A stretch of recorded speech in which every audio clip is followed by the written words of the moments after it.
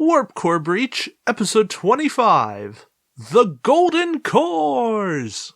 Captain, enemy ships decloaking off our port bow. They're charging weapons! Shields up, red alert! They're firing!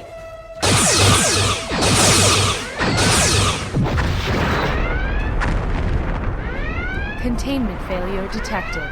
Warp core breach imminent. Welcome to Warp Core Breach, Episode 25.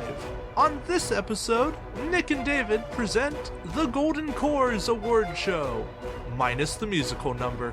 All of the contributors present various award categories, and we all have a lot of laughs, a few tears, and oh so many good memories.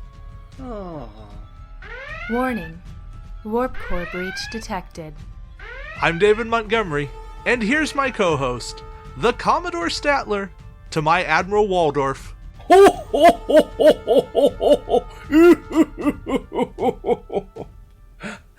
Thanks, David. But don't worry, folks. We won't actually be heckling because, they don't pay us enough for that. And the Facebook forums do enough of that for us. Yeah, well. Maybe that's our opening remarks. The Facebook forums. Where would we be without you guys? We love you. Mwah! Also, Board Game Geek. Couldn't do it without you guys. BGG for life. And, Reddit. I know you guys are out there. There's not many of you, but the few, the proud, the mostly silent. The Starfleet Marines. There we go. And, Google Plus. I know you're there too. All like 2 of you who post.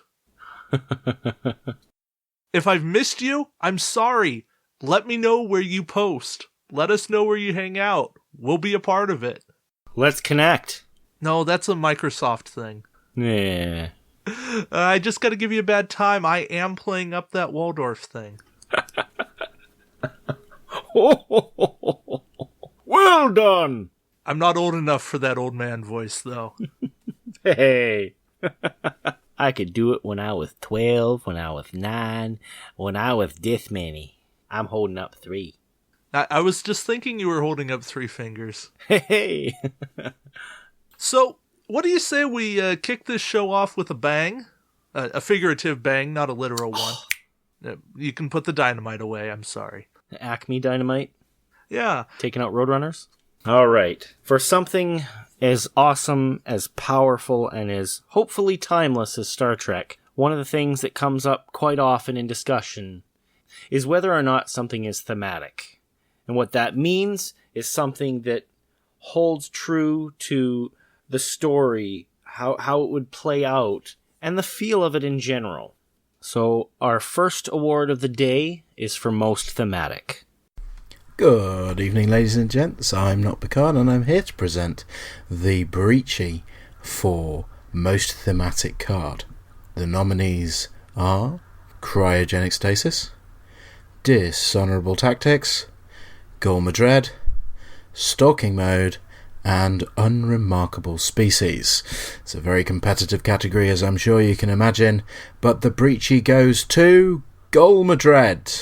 Gorma Dread couldn't be here tonight. He's busy interrogating enemies of the Cardassian Union, but he asked me to say a few words about there being 5 lights.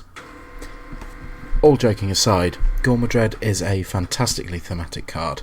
If you haven't seen the episode in which he appears, it is the 2-part Next Generation episode, Chain of Command. And in the second part of Chain of Command, a lot of the story of the episode is centred around Gorma Dread interrogating Captain Picard. Now, in game terms, this is represented by the fact that Gorma Dread can discard an opposing captain, but the fact that Picard is able to resist that interrogation is shown by the fact that if you have a higher captain skill, equal to a higher captain skill than Gorma Dread, there is a chance, it's a small chance, it's about a 25% chance of avoiding being discarded, and I really like that. It helps you, it shows that those better commanders, better captains like Picard, either of his incarnations, are able to resist the interrogation and resist being discarded, which is kind of what happened on the show.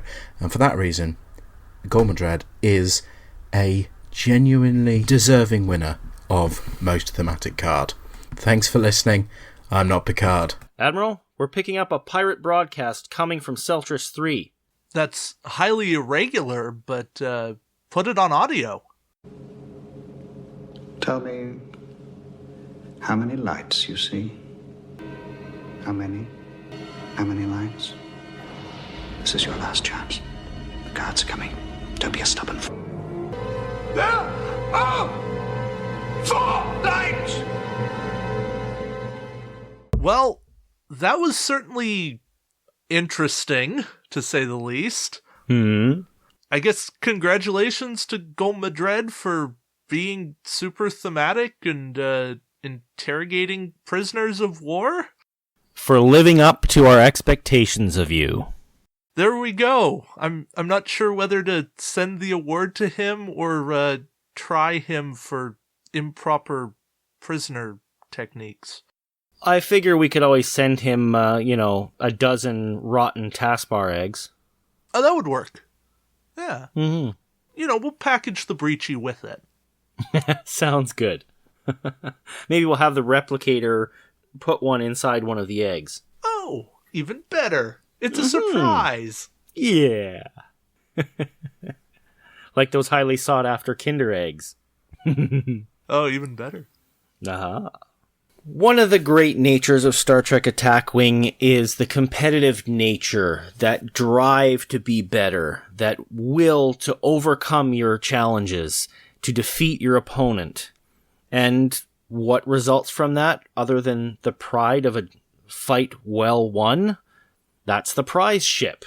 And each year there are a number of OPs where you have the opportunity to win these prize ships, but we wanted to find out which one was the best. Which one you loved the most. Ooh, I know, but I'm not going to spoil it. We're going to let Dan talk about it. Ooh, bring it on, Dan. Hello, it's Daniel from To the Ready Room, and I'll be presenting for the 2015 Golden Cores Awards the Best Prize Ship. The 3 frontrunners were the USS Hood, Otzi Prime, and the Shakarov Shuttle. Now 2 of these ships will go home, and only 1 will be the best prize ship for 2015. And the breachy goes to the USS Hood. Just blowing away the other 2 ships, the USS Hood seemed to be the top for everybody. But what makes this ship the top prize ship of 2015?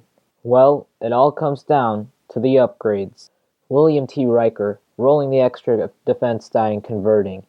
Type 8 phasers, giving the Excelsior class the firepower of a Galaxy class.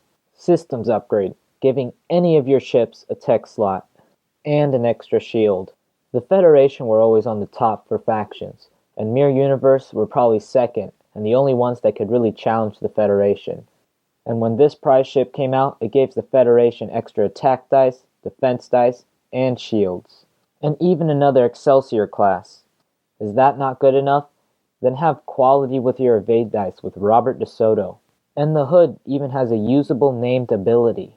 Overall, this is the best prize pack of 2015. It not only 1-up, but 3-up the Mirror Universe with extra defense dice, attack dice, and shields. But things may change quite quickly when we come back next year with the Golden Cores. Well, that was a no-brainer. A little hoodwink for you? It would have been a shocker if anything else had actually won. No kidding. Landslide? Of all the votes that were tallied, there were a grand total of 10 people who did not vote for the Hood. So, yes, I would say a landslide. When something gets like 85% of the vote, yeah. Booyah! Yeah, that's a landslide. But, the Hood was an amazing prize pack. Oh, wow. People are still clamoring for it today. Yeah. We'll see things from the Hood later on in this show, and that speaks to why it won Best Prize Pack. Yeah. The ramifications, the repercussions are rippling backwards through time. And forwards through time. Ah. It's like the ripple effect. Cue you wibbly wobbly timey wimey goofball, you. So are you saying it's bigger in the past? You could say that. Got a static warp shell for you. Speaking of static warp shells, you know, when they did All Good Things, we saw a new model, right? The future Enterprise with that third nacelle, the phaser lance. Yeah. All of that. And that made Well, people it's modified. It was. It was modification, but it was new. It was different.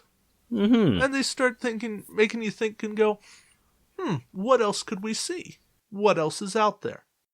And then they gave us 2 other new models as well, with what they were calling at the time the Voudier, which became the Negvar, and the Olympic-class Pasteur. Ooh, yeah. Completely new ships there. Now, none of those are part of our next category, the new sculpt.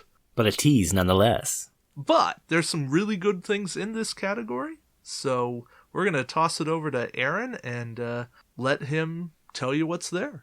This is Aaron Percival, and I'm here to tell you the winner of the first Golden Cores Award for the Best New Sculpt. But first, our nominees are: They Stalk the Delta Quadrant, Always Searching for the Best Prey, the Herogen Alpha Hunter. Next we have the Creepy Crawly portion of the Zindi, the Diaspora. Our next nominee would probably just cheat and try and reset the timeline anyway, the Kyana Prime. The fourth nominee probably already knows the results. Those sneaky, conniving Romulans. Prototype 01. And lastly, we have the Federation fan favourite, the one who would throw themselves in front of the enemy any day of the week, the USS Thunderchild. Now if you'd just give me a few seconds to decrypt the message from Starfleet Intelligence with the winner. And the first Breachy award goes to the Prototype 01. You even have a small footnote here from Admiral Valdor himself, promising to use this much-loved sculpt to destabilise the galaxy and cause chaos across all the attack wing games. Well done, Romulan Star Empire. The Prototype 01, the flea on the dog's back, and in this case, the dog are the Klingons. Yeah, I had to contend with 2 prototypes at Temporal Cold War OP3, and they're still very annoying and very awesome. Well, just remember that scene in the episode where it's like rolling and ducking around, and it like the maneuverability on that thing is insane. It's like, good luck hitting that. And the fact that it can regenerate hull damage at the same time and shields? Wow.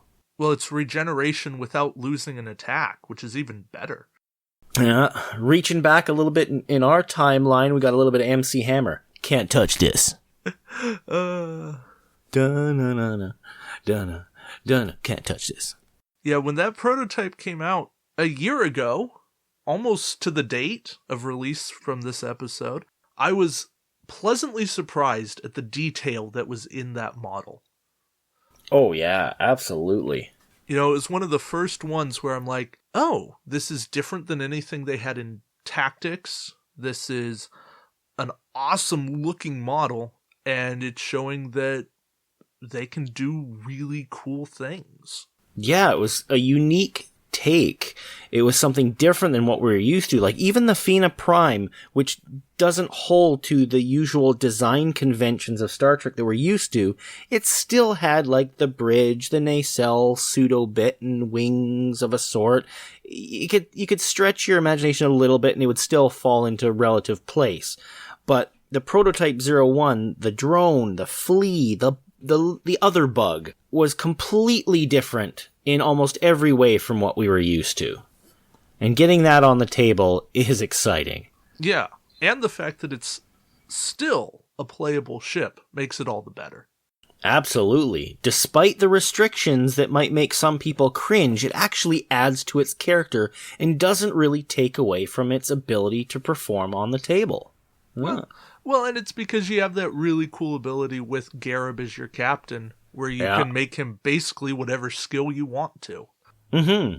So it really adds to your strategy, your design for your play, your plotting, your rule book on the field. You know, you don't always want it to have first shot. You don't always want it to be the 9 from the Shinzon. Sometimes you might want it to move first because you're playing it like a support ship. Sometimes you might want it to shoot first just to get in some impact, some effect.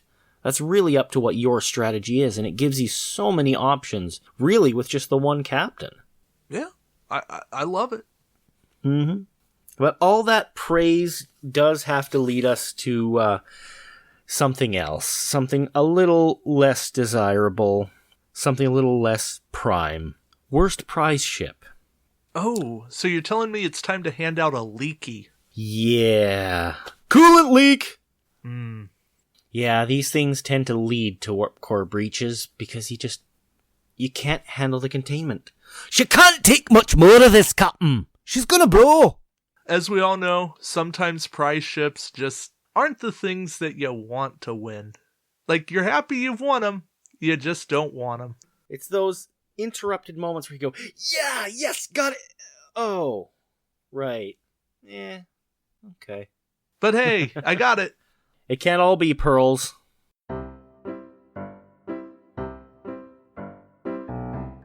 Hello and good evening. I'm Natasha from Dude, It's Just a Game. I want to extend a thank you to the Golden Cores for inviting me to present this award tonight. Tonight, I will be presenting the Leaky Award for the Worst OP Prize. The nominees in this category are the USS Bellerophon, the Diaspora, the USS Intrepid, and the Coronar. And now for the moment we've all been waiting for. The Leaky goes to the Diaspora! Now, of course, the Zindi wanted to be here to accept this award in person, however, they're off destroying a planet. So they wanted to extend their thanks to everyone who nominated and voted for them. Let's hear it once again for the Leaky Award winner for Worst OP Prize, the Diaspora. So I'm personally a little sad that the Diaspora won this award because it's the first prize ship I ever got to present from WizKids. And it is a really cool looking model, too. Like, in my mind, it would have been in the top 3 for the best new sculpt. Same with me. Yeah. I'm actually really sad because 3 of the ships on this worst prize nominees were ships that I presented. And I'm like, oh, yeah. Aww. Yeah. But, you know what? That's okay. Not every prize ship can be amazing, and I think that's actually speaking to something of, let's put great cards in retail rather than in the prize ships. Mm-hmm. Or at the very least, let's put them in the boosters, where more people are going to have a chance to get them. Mm-hmm. Just my 2 cents there. Indeed. Now, sometimes when things aren't looking at their best, you kind of gotta put a new coat on, dress things up, make yourself feel better by making yourself look better. It's like you're having a down day, you put on a nice suit or a dress, depending on who you are, and then just go out and greet that world looking your best. And that's something that even happens with the ships. So sometimes it just needs a new coat of paint. And that's where we come up on Best Repaint. Take it away, Chris. Hello, everybody. Innkeeper here from the Wandering Inn. Glad everybody can make it out today to the Golden Cores Award Show. Looking in the audience, I see there's somebody from every sector, except Borg. What, they couldn't assimilate an invite or something like that? Anyways, moving on. I am to present the award for Best Painted Miniature, and it is a very important role on presentation for the models to look their best, to capture the eye, to astound and captivate the audience and people playing the game. It helps with immersion, it helps with dedication, it is one of the many assets to playing a fantastic tabletop game. So, without further ado, I am going to list the nominees for Best Painted. USS Bellerophon, Federation. IRW Bellic, Romulan. Bioship Omega, Species 8472. USS Phoenix, Federation. And the IKS Rataran, from Klingon.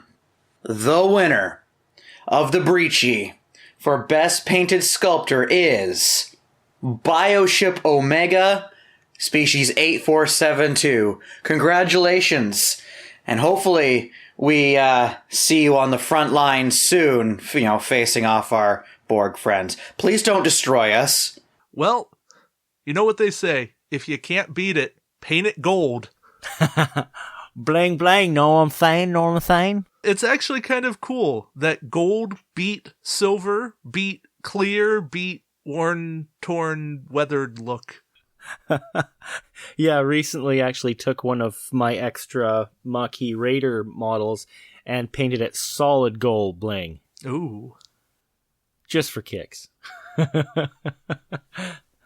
That doesn't sound like something the Maquis would do unless they had a lot of extra time on their hands. Well, considering it's an independent vessel and anybody can get their hands on it, I'm thinking like a Ferengi or someone got a hold of it and just wanted to trick it out.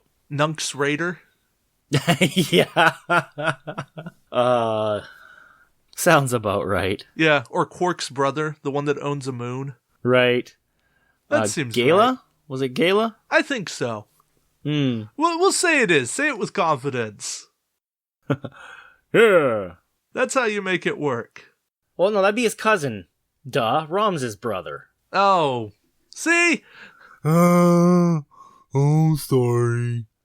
This is what happens when you get me late at night. I'm just tired. I forget these things. Maybe he has a brother that owns a moon that we never hear about. There you go. But yes, Cousin Gala, that's the one with a moon. Oh, Max, we're sorry. Rom is awesome. We didn't mean to devalue you in any way. No, not at all. Now, you know what they say? Well, and maybe it's not they, maybe it's just me. If a new coat of paint doesn't fix it, throw some tech at the problem and that's gonna fix it all. Spit and baling wire can sometimes work. Sometimes. Of course, why I'm introducing myself to present an award, I don't really know, but I'm running with it. So, other version of me, take it away. Welcome back to the Golden Cores, and it's time to hand out the Breachy for Best Tech of 2015. We've got 5 great nominees this year. We've got a Blade of Hull Armor from the Prometheus pack, improved deflector screens from the Gornaris, monotanium armor plating from the Alpha Hunter, organic conduits from Bioship Omega, and Unimatrix shielding from the Delta Flyer.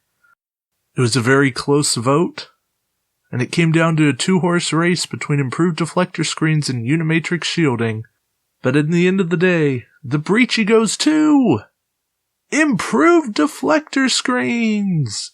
Now, improved deflector screens have probably done a lot more than most cards in terms of making small ships viable again. They make all of those low hull value ships playable because they help survivability, and they're a great card. So, a well-deserved best tech, and a card that won a hard-fought battle in a great category. Yeah, improved deflector screens are just such an amazing and game-changing tech, especially for all those small ships that can make use of it. It's like, finally, like, they can actually survive. They can last. They can be in the game long enough to make a difference. Oh, yeah. Like, there were a bunch of really good tech this year. Mm-hmm. Some stiff competition. Yeah. But if you want to take the tech that influenced the game as a whole, it's improved deflector screens. Absolutely. Other tech helped their own faction, and so I understand if you're playing faction pure or penalty pure, like, other ones will play in differently. But if you're unlimited, it's improved deflector screens by a mile. Mm-hmm. It threw up a screen that deflected the competition and improved the game. There you go. And what good would the tech be without crew to make use of it? So, what about the people in our lives that bring it all together, that work hard and bring us to victory? These are not just supernumeraries. These are the life's blood of every ship. This is what is coursing through the veins, powering it all, making it sing. These are the crew. And there's so many good ones out there, but we have to choose just one. So, what is our best crew? Take it away, Other David. Other David. Hi, this is Dave Griffin. The candidates for the best crew are the Bajoran Militia, Hathaway Wharf, Hood Riker, Mirror Sulu, and 7 of 9. And the Breachy goes to Hood Riker. Riker has long been a hotly discussed topic as to which Riker is the best, because many of them are so good, and it's gotten to the point where it's like, we can only take one, unless of course you're mixing in the mirror Rikers. You gotta pick one. Which one will it be? And Hood Riker, hands down, solid card. Again, playing up the defensive side, but hey, the longer you last, the more you can do. Well, and here's the second Breachy for the Hood, and that's saying something. Yep. Yeah, Hood Riker just taking another one away. Knocks it out of the park. This wasn't quite the blowaway that the Hood was for prize packs, but it was close. Mm-hmm. Next up, there's something a little special. Something that we'd like to call the Roddenberry Award. And David, would you like to tell us about it? I would indeed. So, we want to have an award in the vein of Person of the Year, something or someone that does a great benefit to the game. Someone that is a positive influence on the community, provides a service of some sort. So I am here presenting the special award called the Roddenberry Award for community excellence in Star Trek Attack Wing. And this year we are presenting it to all of the stores who support the game, give us a place to play, support our passion, our nerdum, our geekdom, and also to the Wandering Inn for being a place for all the gamers who don't necessarily have that store that supports the game so much. And also for their wonderful campaign. And here we have GM Chris from the Wandering Inn to accept the Roddenberry Award. It's an absolute honor to have me here with you. I'm awestruck because it's just like it's an honor that the community has really opened up and accepted the Wandering Inn. Like, it's become what I haven't expected it to be, where everybody's interested in a narrative campaign and the way it plays, the way it works, and it's intriguing. Everybody's coming up with their own versions and commenting and explaining what they want to see. It feels like I'm a part of a much larger community that I was unaware that could potentially exist. You're absolutely right. It's something I've said before, but it bears repeating here. People want narrative. You have captured the flavor of Star Trek, made it your own, put your own ideas into it, and you're telling interesting stories using Star Trek Attack Wing. And that is a wonderful aspect of this game, and something that this community needs, and we are ecstatic that we're able to highlight that this year. Yeah, and a big thank you out to Warp Core Breach as well as the community. Everybody who has supported us, it's definitely what keeps everybody going, is the support of fans that drive our channels. I couldn't say that better myself. Well, thank you, Chris, for being here. Appreciate your time. And everybody check out the Wandering Inn YouTube channel, and we'll have links to that in the description of the show. Thank you, and it's an honor to be here.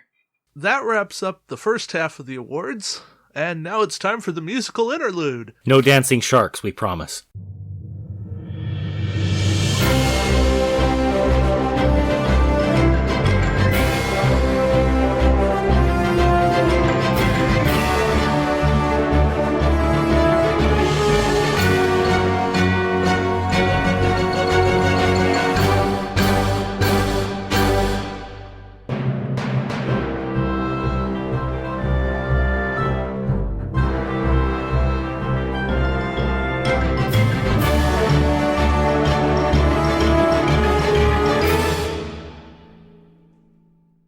Much like how the most thematic card captures the essence of the game and connects us to the show that spawned this wonderful experience that we have in Star Trek Attack Wing, we have the best OP scenario. And this is the story the objective that we have to engage in and challenge ourselves to achieve in the course of the tournament. So, this is what we're up to next. Best OP scenario. Take it away, Bane of Borg. Greetings, Warp Core Breach listeners. This is Bane of Borg. The category I'll be announcing is the Breachy for the Best OP event. The nominees for this category include Matter of Honor, Peak Performance, All Good Things Q3, Year of Hell, and Balance of Terror. So the Breachy for this category for the Best OP event is Peak Performance. I think all the players like coming back after getting killed. Peak Performance. One of my favorites, absolutely.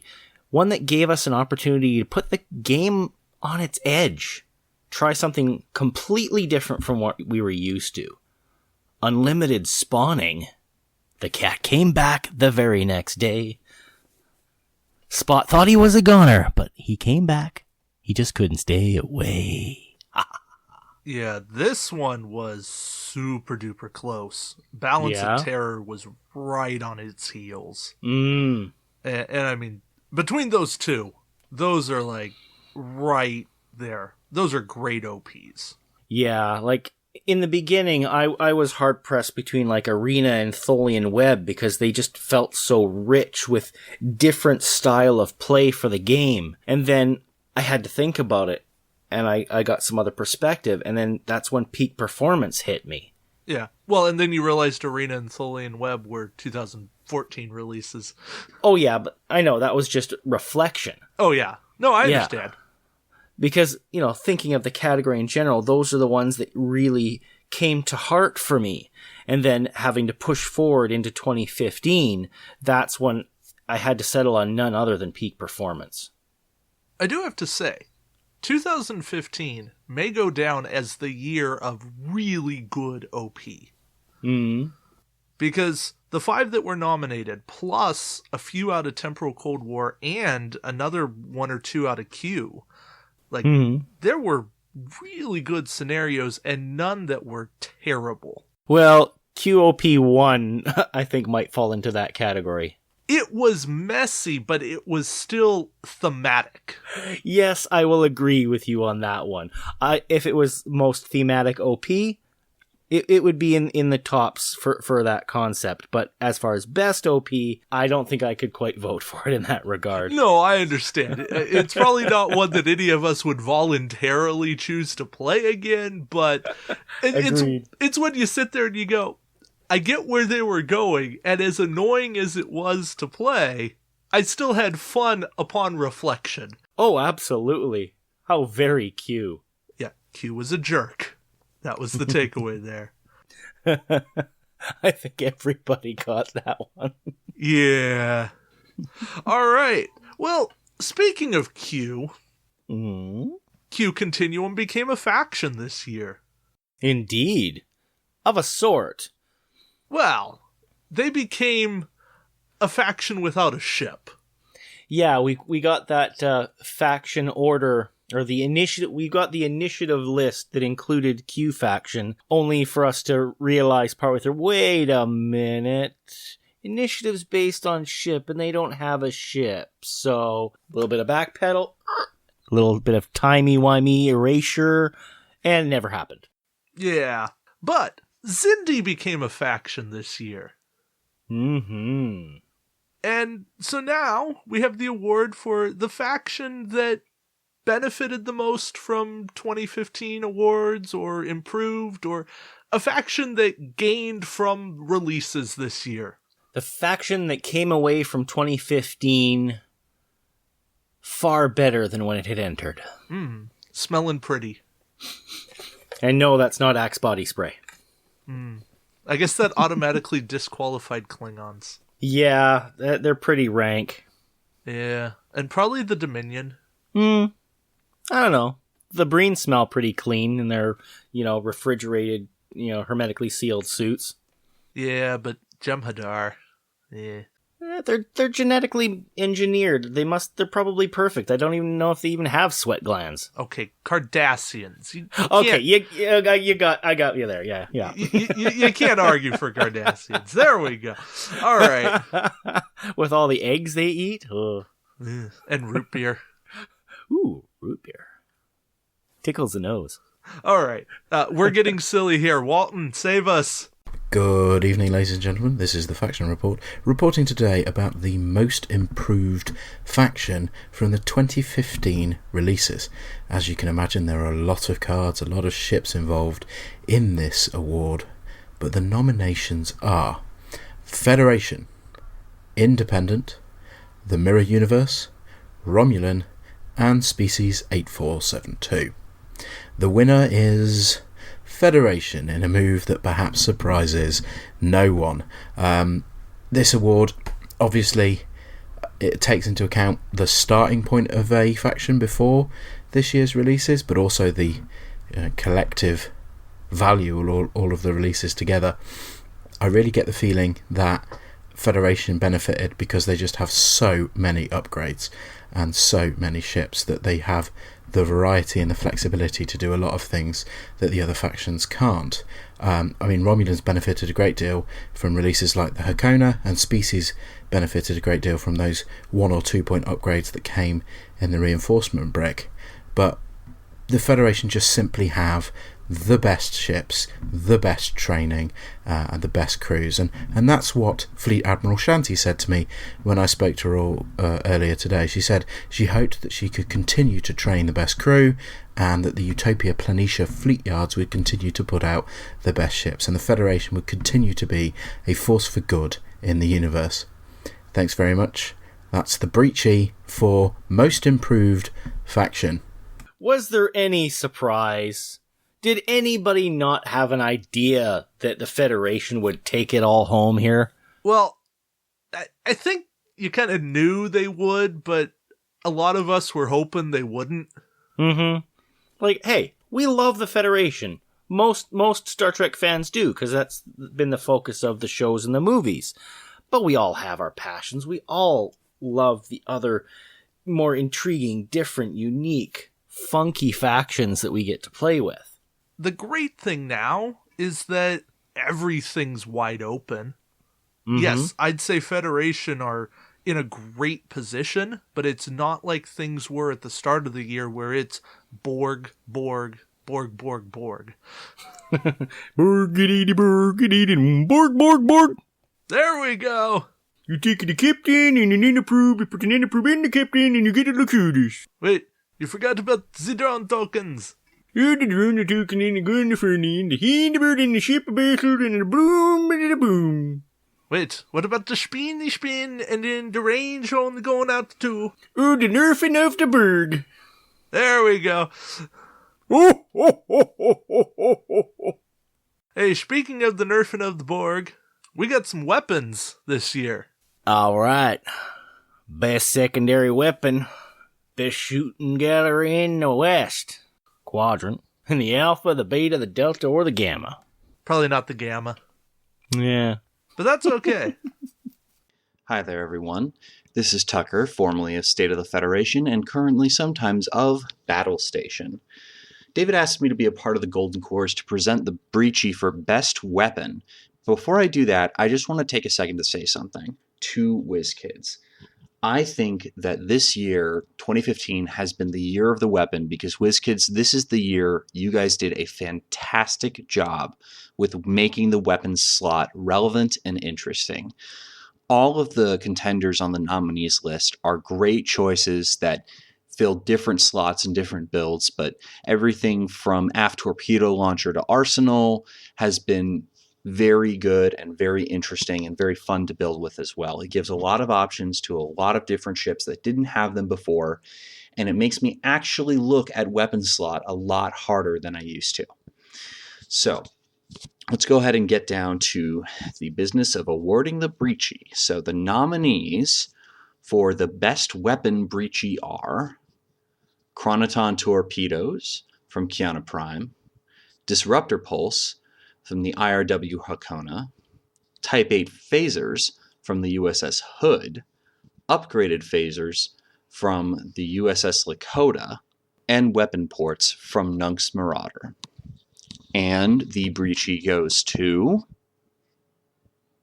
upgraded phasers from the USS Lakota. So I feel it appropriate at this point to say I double-checked with David based on what I was seeing in the voting trends, and this was really a two-horse race between Type 8 phasers and upgraded phasers. That was David's term for it, not mine. I'm not really surprised by this because they're very similar upgrades, but upgraded phasers won out by a hair, and it's pretty easy to see why. Basically, the idea of both of these cards is that they make ships viable that would not otherwise be viable. I mean, these two cards alone turn the Hathaway, for example, from an also ran with a cool ability into possibly one of the better ships the Federation has. In other words, there was a long time where a ship with 3 attack dice was just not going to compete, at all. And upgraded phasers, so Type 8s takes any ship of any faction and puts it into that 4 dice category where maybe you want to run it. But upgraded phasers, number one, allows Federation ships to go from 3, 2 with Type 8s, 5. It's also more widely available. And it has the bonus of dealing with one of the most annoying opponent ship types that we have seen in the history of this game, which is, of course, fighters. None of us like playing against fighters. Everybody likes a way of destroying fighters. That's not called cloaked mines. And it's really just, which is why, by the way, of course, weapons port was on this list, but it's really just the easiest way to deal with them. No target locks, no disabling, just every time you shoot, you take down an extra one of those little tokens. So a much-deserved victory from a great card. Upgraded phasers takes home the breachy. Thank you guys very much. It's good to be back doing a little bit of podcasting, and as always, may Q be generous with your attack dice. Yeah, interesting how those Excelsior-class ships have been giving us some goods this year, huh? Yeah, surprisingly. In a very good surprise. Oh, naturally.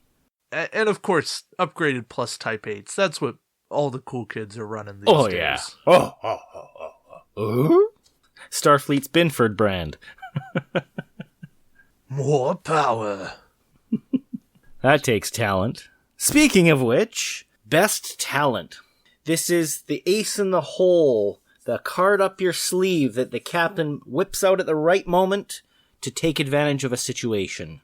There's so many wonderful options. Some of them cost you a little bit extra, but give you that extra little bit of punch.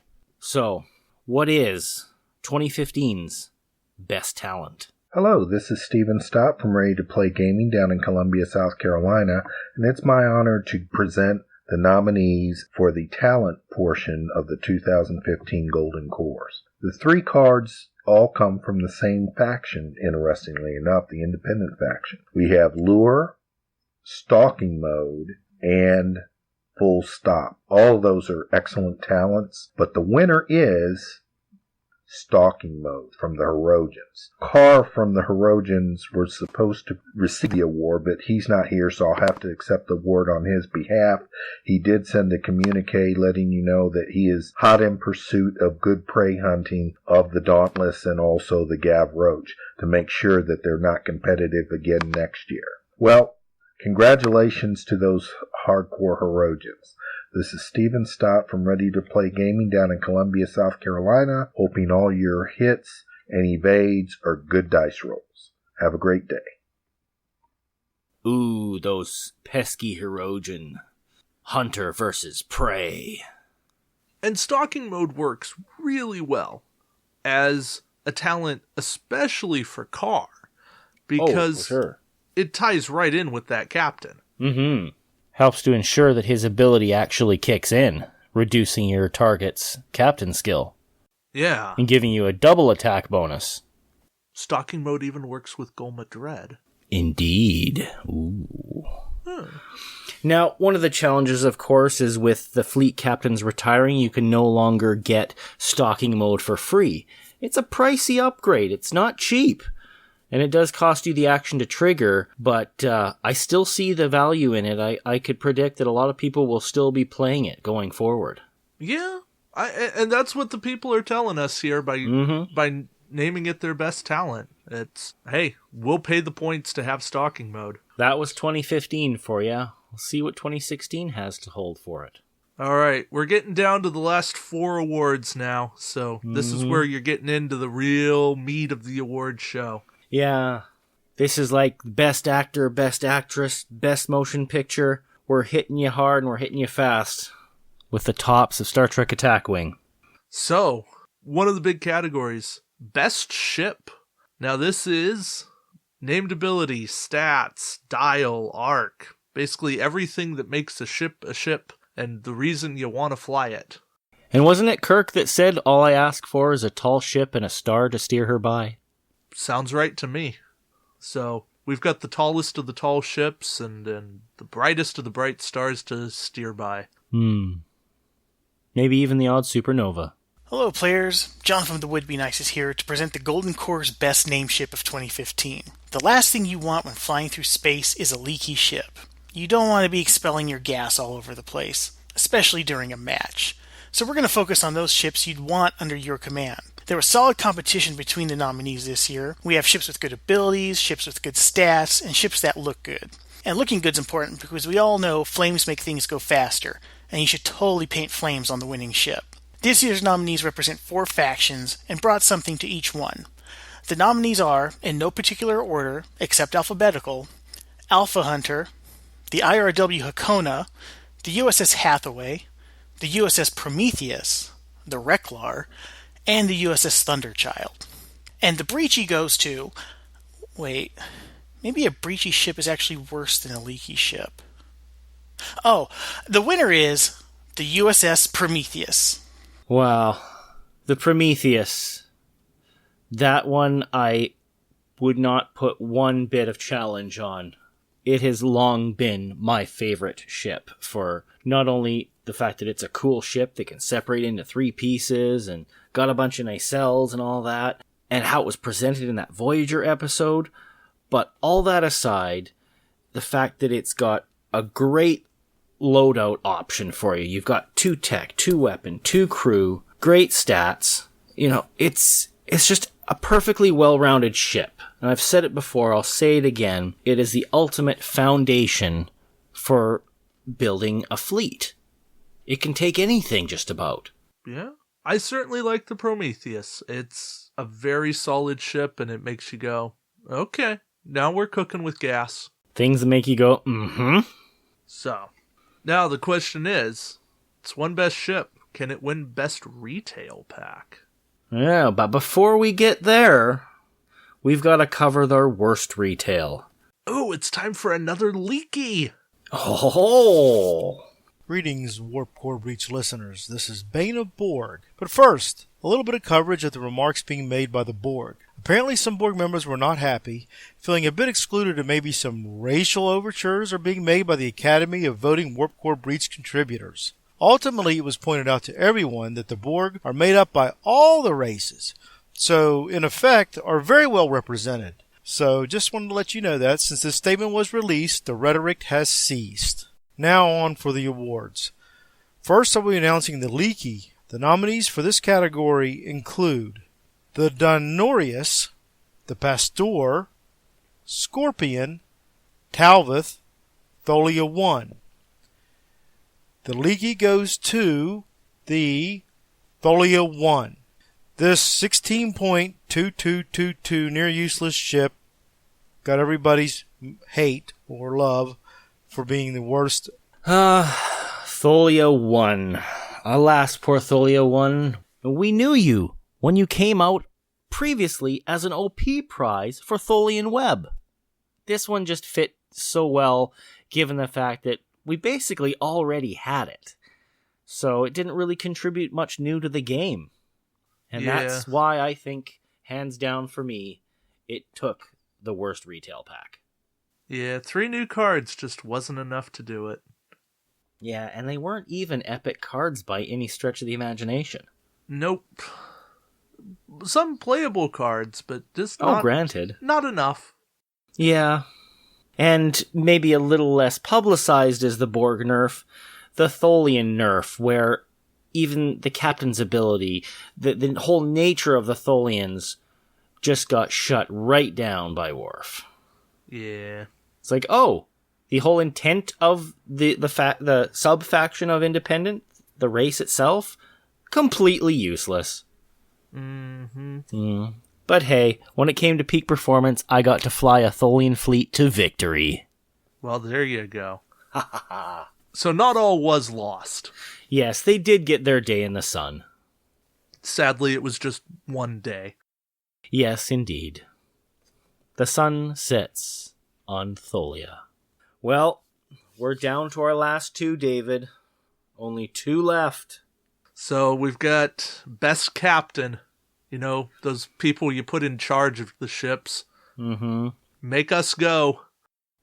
Hello, this is John Knopp, and it's my honor to present the nominees for this year's Golden Corps' Best Captain.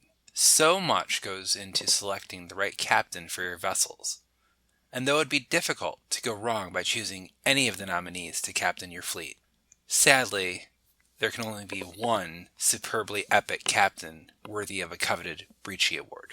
Without further ado, the nominees for Best Captains are the Big Game Hunter, Carr of the Alpha Hunter expansion, the Man of Many Lights, Gul Madred of the Reklar, Klingon Dahar Master Kor, Captain Skill 6, from the Ningtao, and Admiral Battle Stations himself, Mindak, of the Hakona.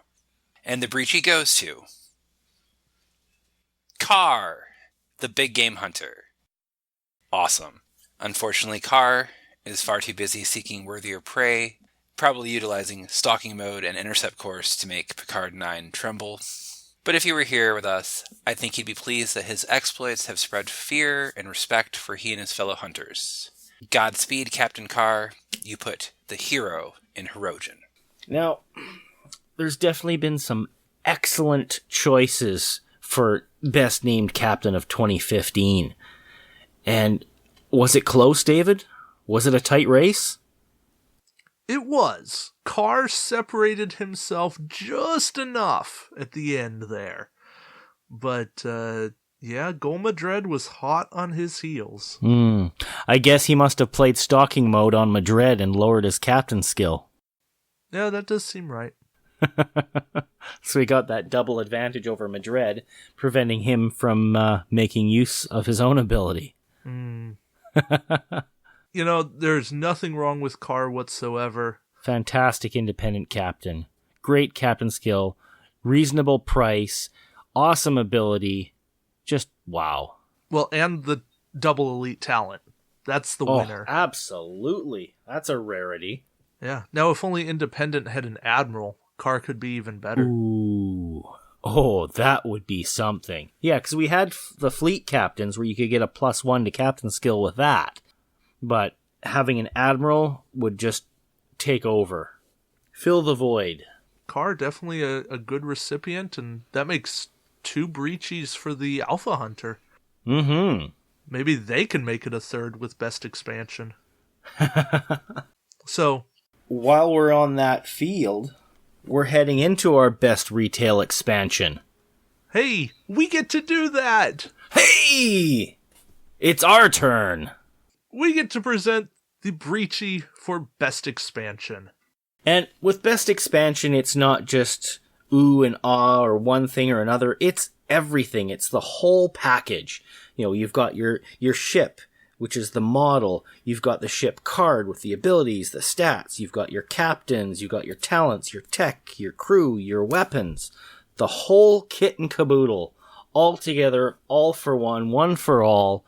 The ship expansion that just overshadows all the rest for just being, wow, that was an awesome expansion, and it's a must-have. And the nominees for Best Expansion are Alpha Hunter, Bioship Omega, Delta Flyer, Gornaris, Hakona, Hathaway, Phoenix, Quark's Treasure, and the Breachy goes to... The Alpha Hunter! Woo! Now this was a close race. No doubt. It was actually the Delta Flyer that came in second. Not surprising. It was a pretty epic pack. Yeah. And then if anybody's wondering, it's the Bioship Omega in third, and then the Hakona in fourth, and then Quark's Treasure in fifth. All great ships, David. Oh, yeah. And even for me, it was a tough call between the Alpha Hunter and the Hakona for the ships that I love and what was offered within them. And with the previous awards, we had Car win Best Captain, we had Stalking Mode win the Best Talent, and then its whole expansion, the Alpha Hunter, took it home. Wouldn't you call that a hat trick? I think you would call that a hat trick. Yeah. And he didn't even wear a hat. And it was nominated for Best New Sculpt. Mm-hmm. Yeah, it was actually my top pick for the Best New Sculpt. And it was nominated for Best Named Ship Ability. Mm-hmm. Full Reverse as a talent was also nominated. Monotanium Armor Plating was nominated for Best Tech. Stalking Mode was nominated for Most Thematic Card. Yeah. So it swept the nominations. It basically did, yeah. That's over half of all the categories. Yeah, outside of Crew, which Tarange is just kind of forgettable. But that's not a bad thing. It almost rhymes with orange. That's something it has going for him. There you go. You know, that says a lot. Alpha Hunter was a great pack. One that I have one of, but could very easily get a second of. Don't fault anyone for having two. Delta Flyer, I did. Another one with great to have multiples of. And yep, guilty. Great options here as a whole. And I think if you only owned 9 ships from this year and you owned all 9 on this Best Expansion nomination, you would be in a good place. Oh, you would be a happy guy, happy girl, happy player. I am absolutely with you. So that brings the Golden Cores to a close. Thank you, 2015, Star Trek Attack Wing, and what you have given us. There's been some ups and downs and all-arounds, just like a good roller coaster ride. And 2016 is just beginning. So hopefully we will get much more to be excited about. Some interesting developments, some growth, some change, some conflict, and some resolution. Yeah. 2016, I look forward to seeing the rest of you. I look forward to being back next year. Hear, hear. Thank you to everyone who voted in these awards. You all helped determine the winners, and if your ship didn't win, well, sorry. But again, thank you for voting, and thank you for being a part of that. We had 50 people vote in the awards, so that's a lot of good information. Thank you. Let's try to at least double that for next year. And I don't want to go without thanking our presenters as well. Thank you all for participating in our show.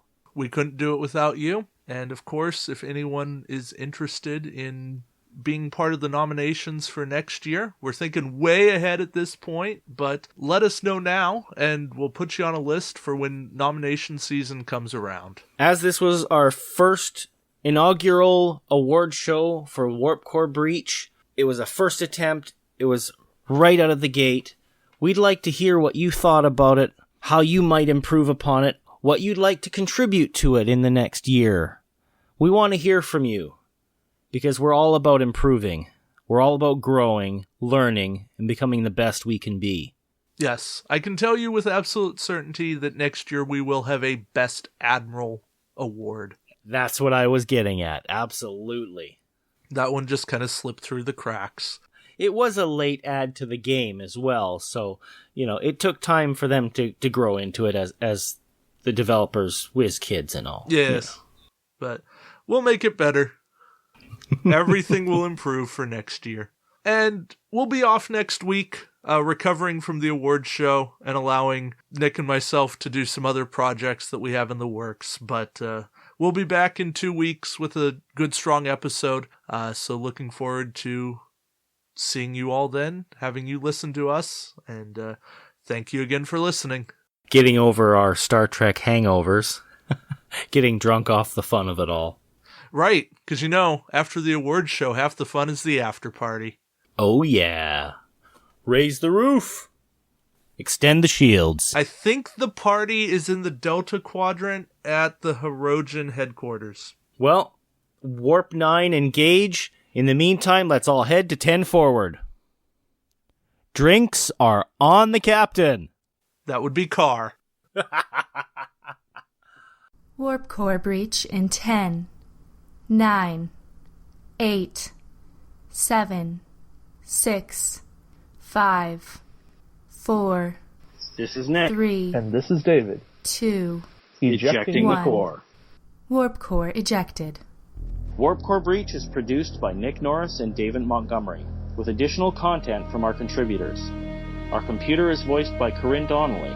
Warp Core Breach is not endorsed, sponsored, or affiliated with CBS Studios Incorporated or the Star Trek franchise. All Star Trek trademarks and logos are owned by CBS Studios Incorporated. All sound files are used under Creative Commons 3.0 by attribution. For specifics, please visit our Facebook page by searching Warp Core Breach Podcast. If you want to contribute to the show, let us know on the Facebook page, or you can email us at warpcorebreachpodcast@gmail.com.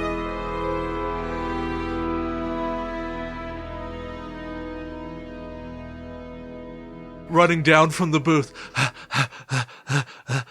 Gotta get down there. Present. Award. Must do. Award. Show. Okay.